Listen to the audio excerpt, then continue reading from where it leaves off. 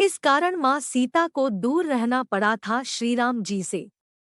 एक बार सीता जी अपनी सहेलियों के साथ जनक जी के महल के बगीचे में मनोरंजन के लिए गई। वहां पर एक वृक्ष पर उन्होंने तोते के एक जोड़े को देखा। दोनों आपस में बातें कर रहे थे। एक ने कहा कि अयोध्या में एक सुंदर और प्रतापी कुमार है जिनका नाम श्री राम है। उनसे सीता जी का विवाह होगा। श्री राम 11,000 वर्षों तक इस धरती पर राज्य करेंगे। सीता और राम दोनों एक दूसरे के जीवन साथी की तरह इस धरती पर सुख से जीवन बिताएंगे।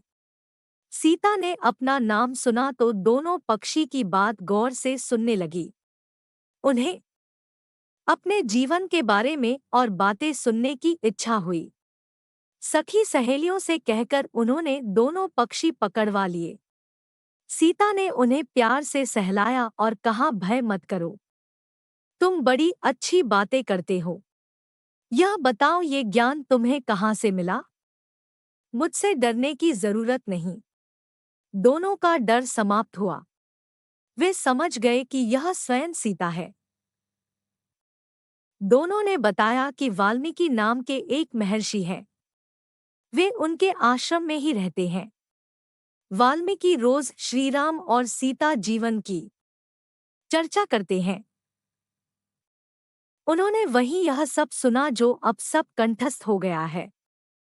सीता ने और पूछा तो तोते ने कहा, दशरथ पुत्र श्री राम शिव का धनुष भंग करेंगे और सीता उन्हें पति के रूप में स्वीकार करेंगी।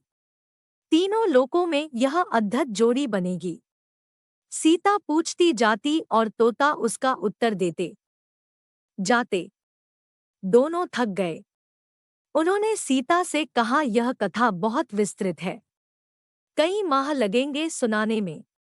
दोनों उड़ने को तैयार हुए। यह देख सीता ने कहा, तुमने मेरे भावी पति के बारे में बताया। उनके बारे में बड़ी जिज्ञासा हुई है। जब तक श्रीराम आकर मेरा वरण नहीं करते मेरे महल में तुम आराम से रहकर सुख भोगो।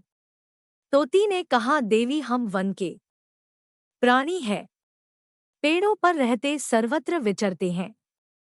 मैं गर्भवती हूँ। मुझे घोंसले में जाकर अपने बच्चों को जन्म देना है। सीता जी नहीं मानी। तोते ने कहा, आप जिद न करें।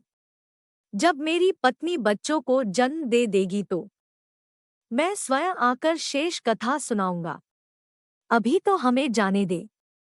सीता ने कहा, ऐसा है तो तुम चले जाओ, लेकिन तुम्हारी पत्नी यही रहेगी। मैं इसे कष्ट न होने दूंगी। तोते को पत्नी से बड़ा प्रेम था। वह अकेला जाने को तैयार न था।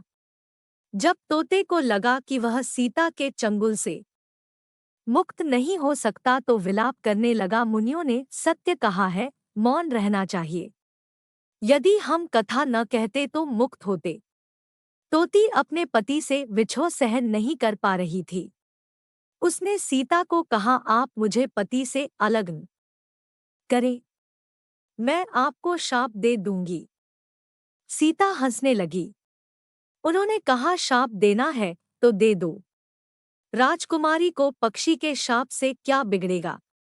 तोती ने शाप दिया, एक गर्भवती को जिस तरह तुम उसके पति से दूर कर रही हो उसी तरह तुम जब गर्भवती रहोगी तो तुम्हें पति का बिछोह सहना पड़ेगा।